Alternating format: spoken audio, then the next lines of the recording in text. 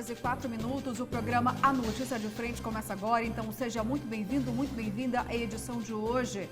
Juntos, 3 senadores por Mato Grosso pedem mais de 200 milhões de reais de emenda parlamentar. Nós temos orçamento secreto. Diante deste imenso valor, vamos discutir muito sobre esse pedido. Vamos falar também sobre o governador Mauro Mendes, que acompanha a primeira-dama Virgínia Mendes em cirurgia delicada. Tudo isso e muito mais a partir de agora, então, novamente, seja muito bem-vindo. E também um bom dia especial para você, Daniel, conosco novamente aqui na bancada. Que bom que você está aqui conosco. Bom dia, Luciana. Bom dia, professor Haroldo. Bom dia. É um prazer estar de volta. Bom dia você que nos assiste em todo o estado. Tive esse período aí de licença médica por conta da Covid-19, né? Consegui me recuperar. E assim, eu considero que a questão da vacinação é muito importante mesmo.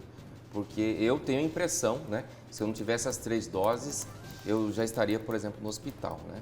Porque realmente os sintomas bateram forte, mas assim, de um modo que deu para administrar em casa, mesmo só com medicamentos, né?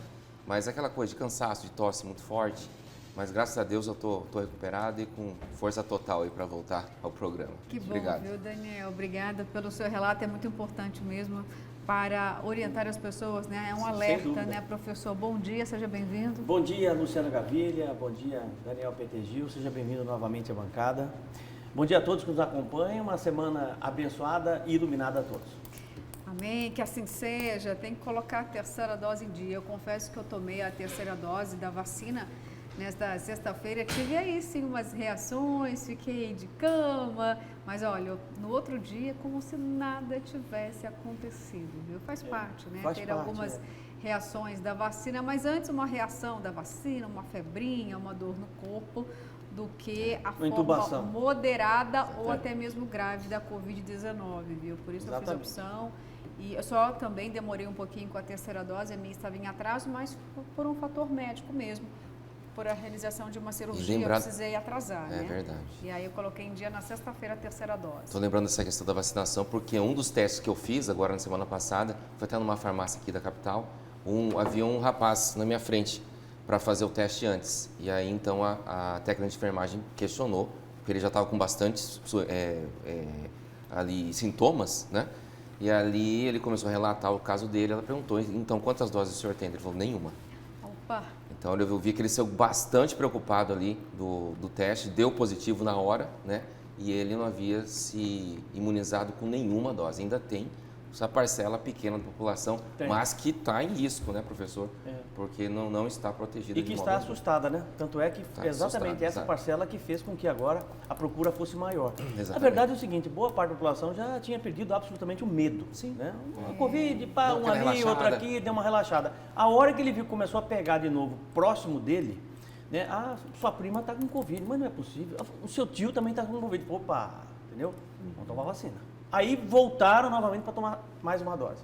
Terceira, quarta dose. Pois é. Ou segunda, ou primeira, como você disse. E esse medo foi perdido um pouco justamente por conta do avanço da imunização, professor. E aí impediu que muitas pessoas fossem parar num leito de UTI, tivesse uma internação mesmo que não fosse em UTI, porque ficar no hospital já é difícil, mesmo que não seja UTI. É claro, chegar na UTI, chegar em intubação é um dos piores quadros da Covid-19.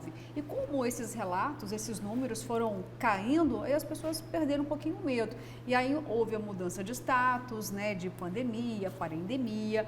Aí a tônica que ficou, Daniel, é de que a pandemia tinha acabado, e não é bem assim, mostrando que não. E aí veio a temperatura mais amena, veio o fato de que todos os estados aboliram o uso da máscara, ficamos menos protegidos, as aglomerações elas foram retomando, claro, a vida normal foi seguindo, só que o vírus ainda não foi dizimado, né? E existem ainda algumas subvariantes. Sim. Então, ou seja, houve aí um contágio mais acelerado e, graças a Deus, os casos graves não tiveram uma alta justamente por conta do processo de imunização, porque a imunização, essa que tem disponível, ela não é suficiente para impedir, muitas vezes, que a gente contraia o vírus, mas ela pode impedir o acometimento mais grave. Essa é a importância As internações hospitalares caem bastante. Exatamente, gente. Esse crescimento foi no mundo todo. Importante ressaltar isso, né? E o que é que os países vamos colocar aí, mais desenvolvidos, não, mas que tem um acesso mais rápido, né? Principalmente a vacinas e testes, é investindo fortemente nos testes, porque sabe-se que testou, tratou, curou, na maioria das vezes, né? E aqueles que vão a óbito normalmente têm outras comorbidades, isso é fato. Então, a gente precisa dar acesso a todo mundo fazer teste. E agora me parece que está na atenção básica já, o teste gratuito. A prefeitura já está disponibilizando o teste gratuito na atenção básica, o que é fundamental, né? Sim, com certeza.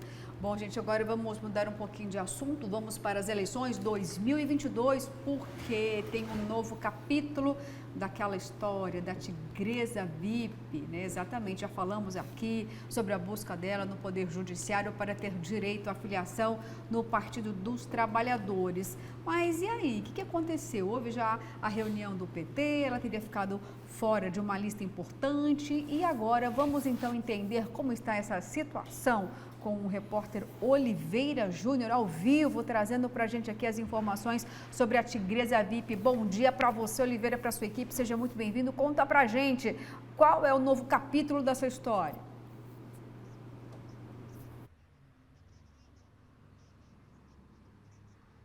Bom dia, Luciana. Bom dia, Daniel. Bom dia, Haroldo. Você que acompanha a Notícia de Frente em todo o estado. Manhã fria na capital, 13 graus nesse momento. E o frio está queimando a pele. Importante você que vai sair agora cedo para fazer caminhada, para trabalhar, usar o protetor solar, isso mesmo. Não tem sol, mas ele protege contra esse frio que queima a pele, né? Mas vamos à política, mais um capítulo da história envolvendo aí a Tigresa VIP, a Esther Caroline. Você se lembra que recentemente ela foi obrigada a recorrer aqui à Justiça Eleitoral para que tivesse a sua filiação aceita no Partido dos Trabalhadores. O PT havia rejeitado a filiação dela, que é uma pretensa pré-candidata a uma cadeira na Assembleia Legislativa nas eleições de outubro deste ano. Apesar da decisão favorável a Esther Caroline, o PT simplesmente ignorou a decisão.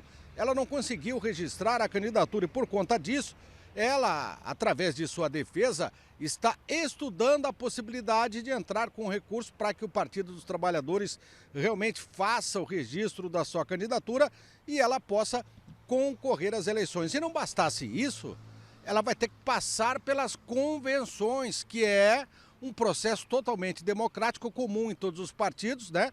Antes das eleições, que é o evento que define de forma definitiva, oficial, que oficializa as candidaturas. Então tem todo esse imbróglio jurídico pela frente. A Esther Caroline, que é uma atriz pornô e teve a sua filiação rejeitada pelo Partido dos Trabalhadores, sem qualquer alegação que pudesse convencer a Justiça Eleitoral. Tanto é que a Justiça Eleitoral acabou dando uma decisão favorável a essa pretensa pré-candidata, que agora pode entrar com recurso para obrigar o Partido dos Trabalhadores a registrar a candidatura dela e ela poder concorrer às eleições. Vamos supor que ela ganhe este recurso, o partido aceite, aí vai para a convenção e na convenção o partido não aceita, aí não há decisão na Justiça, nem no Supremo, nem no Superior, né, que possa reverter, porque daí é uma atitude normal, democrática. O partido vai definir ali, então não há como recorrer. Vamos aguardar para ver os próximos capítulos desse imbróglio aí, Luciana. Tá frio, hein? Tá friozinho, Oliveira. Olha, vou lembrar aqui que o inverno ainda nem começou, hein? Será então que a gente vai ter temperatura ainda mais em baixa nos próximos dias, assim que o inverno de fato for decretado, né? Porque Oliveira com frio, professor, olha só. Oliveira com frio. Se ele tá sentindo frio, viu? A Luciana é friozinho, 12 graus. Aqui. Oi? Para a Luciana é friozinho, 12 graus. Não, tá gostoso, 12 graus é uma temperatura amena, viu? E caiu mais 1 grau, viu? Nossa editora aqui está falando que 11 graus nesse momento aqui. Só muda na quarta. Na capital, Na quarta começa a aquecer de novo, depois a temperatura vai despencar, viu, professor? Eu tomei banho na sexta, estou tranquilo. Eu já ia perguntar. Você também, Daniel? Sexta-feira tá bom. Mas sexta-feira tá ótimo. Já agora vale só na por quinta. uma semana. Ai, meu Deus, é isso aí, viu, gente? Bom, vamos falar de outra temperatura aquecida. A Oliveira trouxe trouxe para a gente as informações, aí o novo capítulo da Tigresa VIP, e aí ela também ficou muito brava, usou as redes sociais para falar com o Valdir Barranco, porque ela disse, reiterou que não é ele o dono do partido, ele não manda no PT. Vou abrir aspas aqui para uma das declarações da Tigresa. Ele disse o seguinte, olha, ela disse o seguinte: ele se acha dono do partido em Mato Grosso. Quero falar para o senhor Valdir Barranco que o senhor não é o dono do partido aqui em Mato Grosso. Não é o senhor que manda. Disse mais ainda, viu?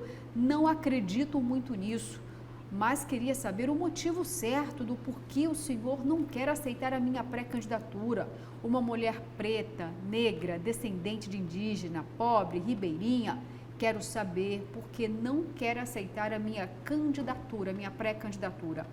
Para finalizar, Tigresa ainda disse, mesmo que seja por decisão judicial, eu vou mostrar para o senhor que vou ser pré-candidata e quem vai decidir se eu vou ser eleita ou se o senhor vai ser eleito ou não é o povo. Mas eu não vou admitir que o senhor mande, queira ser dono do Partido dos Trabalhadores aqui em Mato Grosso, acrescentou Tigresa, ou seja, ela continua aí nessa briga para validar, Daniel, a pré-candidatura dela. O caso Tigresa está fazendo mais barulho do que o PT imaginava, né? E tem se estendido essa crise, virou crise, né? O que não era para ser nada, um problema formal, burocrático, que daria para resolver com a assinatura de uma ficha ali, um processo administrativo normal do partido, mas acabou acontecendo e descambando para essa crise toda aí dentro do PT, e ela não dá sinais de que vai recuar, né? Continua brigando na justiça, mas ela disse que é o povo que vai decidir. Mas na verdade, se ela conseguir ser filiada ao PT, tem as convenções de julho, que tudo indica, mesmo que ela esteja participando, ela não passaria, porque o partido já rejeitou, né? Já deixou claro, não só o Valdir Barranco, o presidente, mas outros membros importantes do PT aqui em Mato Grosso já demonstraram que já rejeitaram a Tigresa, e caso ela tenha condições de participar da convenção, ela vai ser barrada, ao que tudo indica, em julho ou agosto. Olha só, professor, sentiu a tônica das declarações da Tigresa? Ela está dizendo o seguinte, olha, se eu serei eleita ou não, eu não sei, mas o senhor também, Valdir Barranco, não sabe se vai ser eleito, ou seja, já mandando um recado aí para os eleitores repensarem o voto no Valdir Barranco em relação à atitude dele para com ela, professor, já mandando esse recado aí direto. Quanto mais o Partido dos Trabalhadores resiste, mais a Tigresa cresce. Essa é a grande verdade, num caso absolutamente sem nenhuma necessidade de se criar uma polêmica tão gigante quanto essa, principalmente vindo de um partido que sempre defendeu, ou pelo menos tem no plano teórico, a defesa das minorias. Me parece que no discurso é uma coisa e na prática é outra completamente diferente, porque não tem consistência prática aquilo que os próprios dirigentes do PT, ou alguns dirigentes do PT, dizem. E ela insiste e vem insistindo. Normalmente a Tigresa, ela no reino animal, ela sobrevive de forma isolada, mas é ágil, é persistente, tem uma obsessão por aquilo que faz, né? Ela está fazendo jus ao codinome Tigresa. E eu tenho certeza que realmente vai dar ainda mais trabalho para o Partido dos Trabalhadores. Eu espero que o próprio Partido dos Trabalhadores, não só a nacional, mas aqui o estadual também, põe a mão na consciência, né, e entenda que, já que ninguém ou nenhum partido cumpre com o seu papel de fazer algum filtro no sentido de escolher os seus candidatos e oferecer para a sociedade aqueles que tenham um mínimo de preparo, que tenham condições realmente de fazer a diferença, né, como representantes legítimos da população, que coloquem-na como candidata a deputado estadual e deixem que o povo decida. Que o povo decida. Exatamente. E para a gente encerrar esse assunto aqui, tem um outro ponto que eu acho muito importante fazer uma avaliação. A Tigresa afirmou, Daniel, que olha só, lembra aqueles 30% do fundo partidário, de todo o recurso financeiro? Os 30% devem ser investidos nas candidaturas femininas. É balela, gente, isso é mentira. Eles buscam, né, as mulheres, mas na realidade eles não dão apoio para as mulheres, professor, que tem coragem de colocar o seu nome em uma disputa eleitoral. Daniel, ou seja, ela disse o seguinte, os partidos fazem uma propaganda aí mentirosa. Estou sentindo na pele que isso não é verdade. E aí, será que essa discussão dela vai também trazer peso para outras mulheres que se sentem assim também usadas pelos partidos, colocam o nome delas, mas não tem apoio nenhum, não tem ajuda financeira e 30% daquele dinheiro gordinho da verba para a campanha, Daniel. Então não fica de fato para esse público. Acabam usando as candidaturas femininas como candidaturas laranja, né? Exato. Realmente, só para cumprir mesmo a legislação eleitoral, mas na verdade esse dinheiro escorre para outras candidaturas prioritárias dos partidos. É isso que a Justiça Eleitoral, o Ministério Público Eleitoral vão ter que aumentar a lupa, crescer o olho aí na prestação de conta desses partidos em relação às eleições deste ano, para saber se, de fato, né, como é que está sendo gasto, ou como vai ser gasto esse dinheiro das campanhas, né? E se realmente continua essas, como já aconteceu em 2018, em outras eleições, as candidaturas laranjas só para ir só no plano das aparências. Na verdade, tem aquelas prioridades, aquelas candidaturas masculinas que são prioritárias, e o dinheiro acaba indo para lá. Tá certo. Bom, gente, olha, são 6 horas e 20 minutos. Vou te lembrar aqui que o número do WhatsApp do programa fica aí, ó, na sua tela, para você ampliar aquele momento de interatividade aqui conosco. Os assuntos estão tensos também. Vamos falar sobre o governador Mauro Mendes, o estado de saúde da primeira-dama daqui de Mato Grosso e tem também a disputa pela mesa diretora na Câmara de Vereadores aqui da capital. E nesse momento aqui eu vou pedir para o Daniel Petengil trazer para a gente as principais informações e as notícias que são destaque no jornal A Gazeta, que circula em todo o estado de Mato Grosso. Está lá, Luciana, Cuiabá, segunda-feira, 13 de junho de 2022. É campeão. O misto vence o Cacerense nos pênaltis e comemora. Esse é o título da segunda divisão do estadual. O misto já havia desclassificado para a elite do ano que vem, mas ainda foi coroado com esse título ontem no Dutrinha lotado, um jogo bastante emocionante que foi para os pênaltis. E o misto sagrou-se campeão da segunda divisão do estadual. Logo abaixo temos a manchete principal do jornal: tráfico e sentenças do Comando Vermelho. Execuções aumentam 21% em Mato Grosso. Já são 305 homicídios dolosos entre 1º de janeiro e 30 de abril de 2022. Né? Número que já é 21% maior que do mesmo período do ano passado, quando eram 253 assassinatos. Ou seja, a cada 9 horas uma pessoa é executada. E a gente já sabe que as facções, ou a facção que dominante aqui em Mato Grosso, é responsável por boa parte desses homicídios que vem acontecendo no estado. Ao lado esquerdo aqui, estelionato, dupla que aplica golpes em todo o país é presa em Cuiabá. É um casal, né, que viaja o país dando golpes em clientes de bancos. Foi identificado aqui esse casal, o Jairo Hugo Braga Barreto e a Hanai Soares de Vasconcelos. Foram presos pelo GCCO, da Polícia Civil. Logo abaixo, consumidores restringem compras das classes C, D e E. Né? Tem recuado o poder de compra das pessoas em vista da inflação que é crescente aqui no país todo, no estado também. Na parte direita aqui, sem previsão, o STF adia julgamento sobre obras da Ferrogrão no norte, que é uma ferrovia importantíssima que vai ser construída ali entre Mato Grosso e Pará, mas por questões ambientais está sendo bloqueado. E está nas mãos do Supremo. Era para ser agora, dia 15 de junho, esse julgamento, mas acabou sendo adiado pela Suprema Corte. Temos uma foto grande aqui, coitado, do caminhão baú que tomba e atinge carro de passeio. Isso foi na Avenida Mário Andreasa, em Várzea Grande, ontem à tarde. Foi um acidente que chamou a atenção de quem passou por ali. O caminhão perdeu o controle e caiu em cima de um carro. Os 3 ocupantes estavam em estado grave ontem. Nós não temos atualização do estado deles de saúde, mas o caminhão tombou para cima do carro de passeio. Foi um acidente bem feio. Por último, temos aqui o professor. O uso medicinal, veto ao canabidiol, está prestes a cair na Assembleia.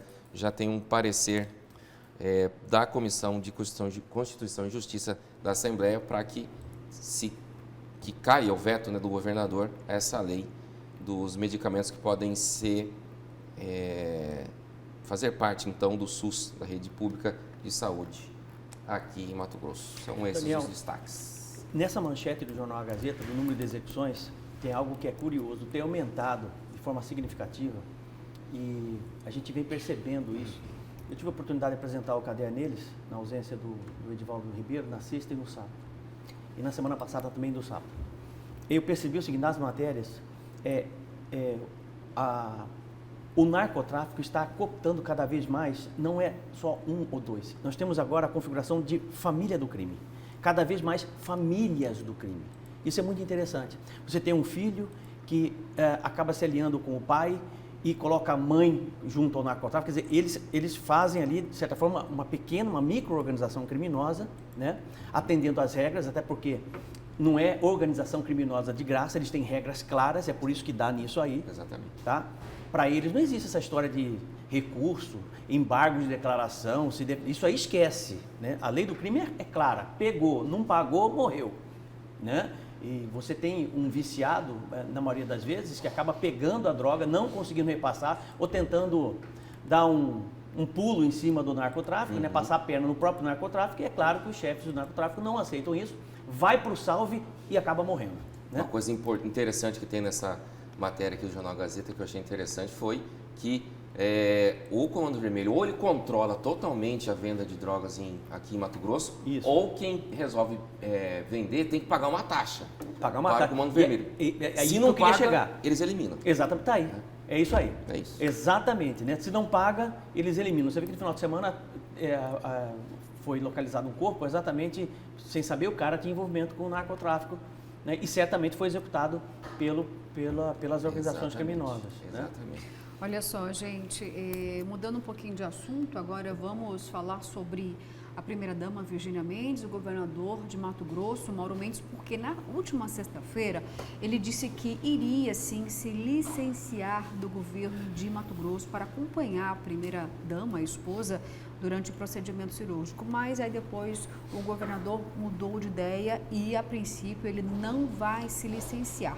Vamos então para a reportagem, uma participação da Nayana Bricá, explicando para a gente sobre a decisão do governador Mauro Mendes nesse momento tão delicado, tão difícil. Roda aí. Bom dia, Luciana. Bom dia a vocês da bancada e a todos os telespectadores que nos acompanham aqui no A Notícia de Frente. A primeira-dama do estado, Virgínia Mendes, deve passar hoje por uma cirurgia para a retirada de um tumor. O procedimento acontece no Hospital Albert Einstein, em São Paulo. O governador chegou a dizer que iria se licenciar do cargo e o vice, Otaviano Pivetta, iria assumir a sua cadeira aqui no Palácio Paiaguás. Mas Mauro Mendes voltou atrás e vai acompanhar a esposa junto com os filhos, mas continuar trabalhando de forma virtual. Apesar dos problemas de saúde que a primeira-dama Virgínia Mendes está enfrentando, os aliados do governador acreditam que ele será candidato à reeleição. Já Mauro Mendes, até o momento, não confirmou a sua pré-candidatura à reeleição. As imagens são do Evaldo Santos, com apoio de Olavo Gualano, Nayana Bricá para a Notícia de Frente. Bom dia, Daiane. Obrigada pelas informações. Bom, olha só, então, na sexta-feira o governador tinha tomado uma decisão. Ele disse, estou com o coração partido. É um momento muito difícil, claro, é um homem falando, não só o governador, mas o pai de família, o marido Mauro Mendes. Mas depois ele acabou mudando de ideia. Ele realmente está com a primeira-dama em São Paulo. Ela vai passar por uma cirurgia hoje no pâncreas, mas o governador vai montar uma espécie de gabinete lá no hospital. E aí, na sexta-feira de manhã, houve um certo pronunciamento, um desabafo da primeira-dama Virgínia Mendes. Ela utilizou as redes sociais para falar pela primeira vez sobre a doença, o quadro de saúde e mais. Ela colocou ali a culpa por estar com esses problemas de saúde. Ela praticamente e de forma declarada deu nomes dos culpados por ela estar com a saúde tão fragilizada, culpando principalmente o irmão do prefeito da capital, Emanuel Pinheiro, o Marco Polo, o Popó, e também o prefeito falando sobre o fato de que a família dela foi vítima de muitas mentiras, calúnias, difamações, foram inúmeras fake news orquestradas por mentes doentias. Como não tenho que falar sobre a gestão do Mauro, criam inverdades para atacarem a nossa vida pessoal, diz um trecho do vídeo publicado no Instagram. Nós temos nesse momento aí na tela, né, exatamente o desabafo. Só uma mãe sabe o que é a dor de ver seu filho sendo atacado diariamente com tanta maldade. De certa forma, gente, o desabafo da primeira-dama, claro, né, comovente, afinal de contas, ela tem câncer de pele e também está com câncer no pâncreas, que é o mais preocupante. Mas também nós temos que analisar o ponto político, porque ela colocou dessa forma, né? Daniel, muito esperávamos, né, já há algum tempo, um pronunciamento sobre a primeira-dama. Não imaginávamos que ela é quem iria se manifestar primeiro.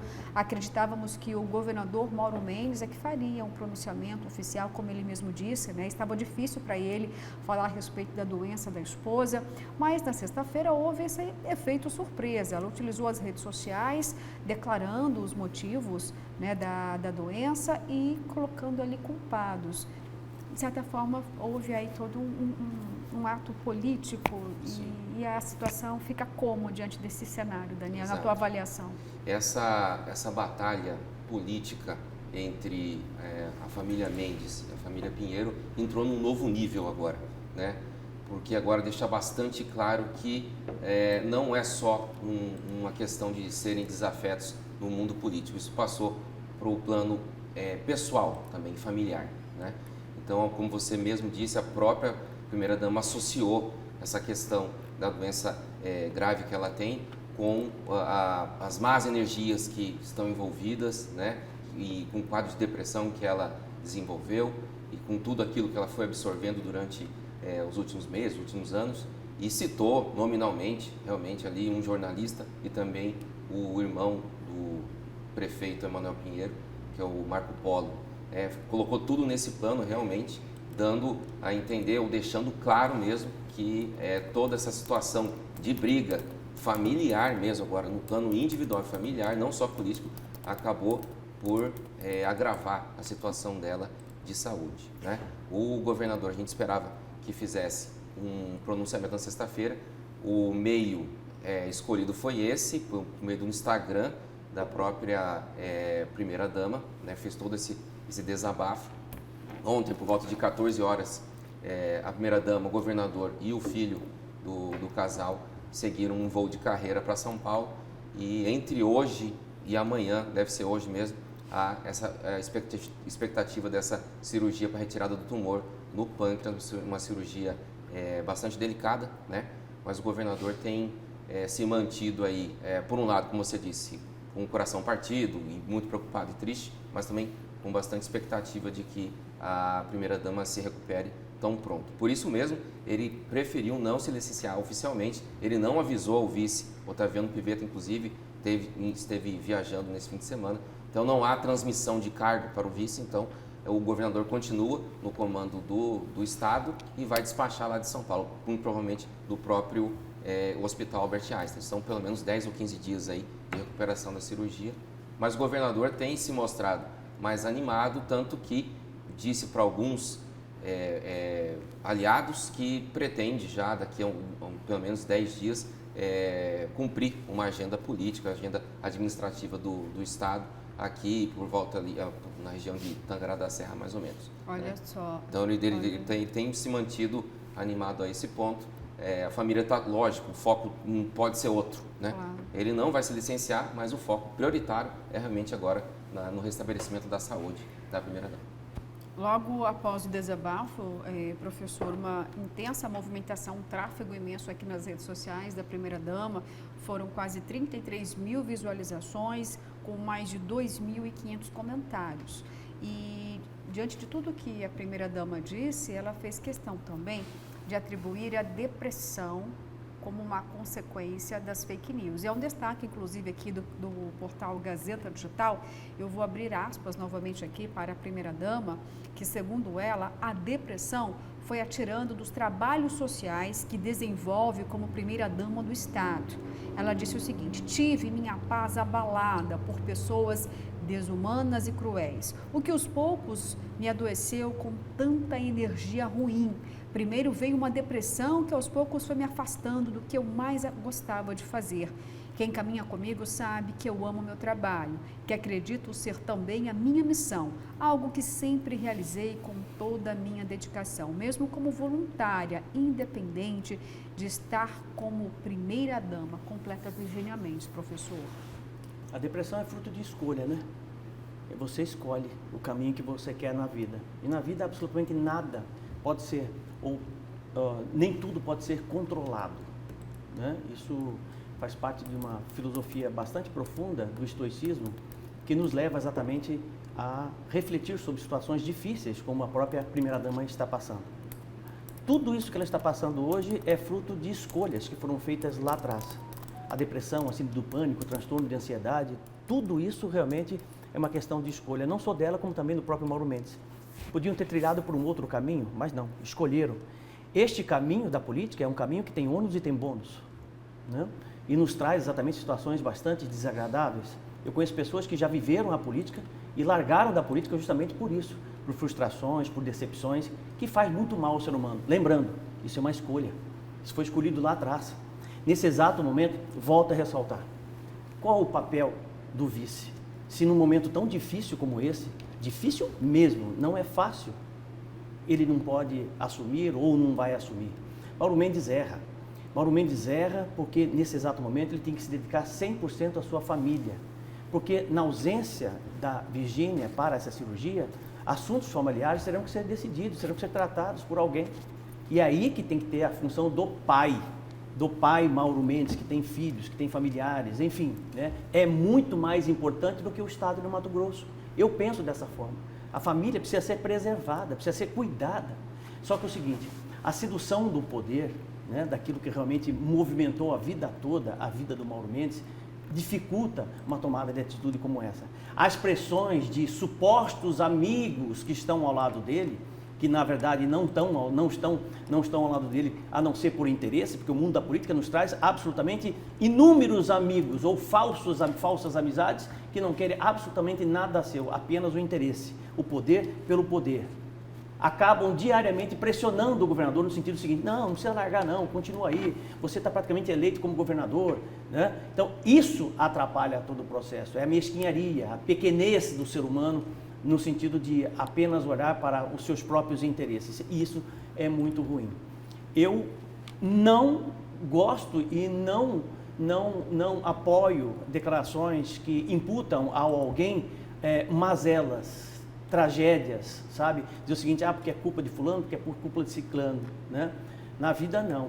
A doença você tem condições apenas de prevenir, nada mais que isso, ela está no mundo do intangível, você não tem como controlar, né? E não cabe a você exatamente imputar a alguém um problema como esse grave, não é assim, as coisas não são construídas dessa forma. Volto a dizer o seguinte, os problemas acontecem em função de escolhas. E você precisa assumir na vida as escolhas que você faz. Se você escolheu errado, automaticamente você vai ter consequências daquilo que você escolheu. Simples assim. Então agora é olhar para frente, não imputar o problema a ninguém, que eu acho que não vai somar absolutamente nada, olhar para frente, ter fé em Deus, isso é muito importante, tá? E acreditar que para Deus tudo é possível, desde que você faça a sua parte e tenha um alinhamento espiritual com Ele. É isso que tem que acontecer daqui para frente, nada mais que isso. Mauro Mendes, eu como ser humano e você também, na mesma plataforma que eu lhe peço para que realmente você deixe de lado a política e dedique 100% à sua família. Eu tenho certeza que vai fazer bem a você, ser humano Mauro Mendes, tá? E não o governador Mauro Mendes. Esse momento é um momento importante de estar ao lado da sua esposa. Olha só, o professor Daniel colocou aí um paralelo importante, né? Ele colocou dois aspectos. O fato de reprovar o governador não ter se licenciado, né? Porque assim, se ele se licenciasse, 100% de sua dedicação sairia voltada para a sua família. outro aspecto, o político. O professor disse que foi transformado num ato político o fato da primeira-dama colocar aí culpados, pelo seu quadro clínico. E outra situação, essa escolha do governador já deixa claro que, de fato, ele vai partir para o projeto de reeleição? Quais são os caminhos que podemos entender, quais são as escolhas do governador, com as decisões tomadas por ele? Só lembrando que existia também um questionamento de ordem legal se o próprio Otaviano Pivetta teria riscos de assumir o cargo, já que ele ainda não decidiu se vai ser candidato ou não. Se ele for candidato ao Senado, por exemplo, ele não poderia assumir o cargo de governo, assim como está acontecendo com a próxima viagem do Jair Bolsonaro, e aí o Hamilton Mourão, que é pré-candidato ao Senado pelo Rio Grande do Sul, não pode ser investido no cargo de presidente, porque teria ali um benefício,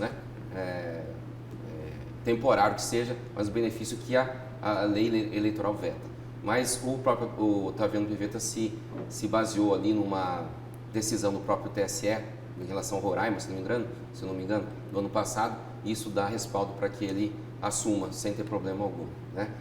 A questão é que o Mauro Mendes não quer bater o martelo sobre a reeleição, acho que é até uma questão de respeito ele não falar, não se decidir logo sobre a política eleitoral agora, já que o foco realmente tem que ser o restabelecimento de saúde da sua esposa. Mas os aliados, a gente tem conversado com os aliados não acreditam num plano B. Os aliados do governador seguem com fé de que ele será candidato à reeleição, até porque, pelo que se configura até o momento, no cenário político eleitoral de Mato Grosso, não há um adversário para o governador. Apareceu esse problema gravíssimo de saúde da primeira-dama, é por isso que ele deixa tudo em suspenso, mas eleitoralmente está muito fácil para ele, por enquanto, ser reeleito. Ele não quer bater martelo por enquanto, até por respeito a esse problema todo que está acontecendo, mas os aliados, uma conversa com os aliados, eu acho que em conversas reservadas, desculpa, o governador tem passado essa posição de que deve sim, ali para frente, daqui a 2, 3 semanas, um mês, ele oficializar essa candidatura dele à reeleição. Tá certo, Daniel. Olha só, gente, nesse momento aqui eu vou abrir o nosso momento de interatividade. Muitas mensagens estão chegando a respeito de 2 assuntos em particular, da primeira-dama e também da tigresa do PT. Vamos então à primeira mensagem desta segunda-feira, 13 de junho.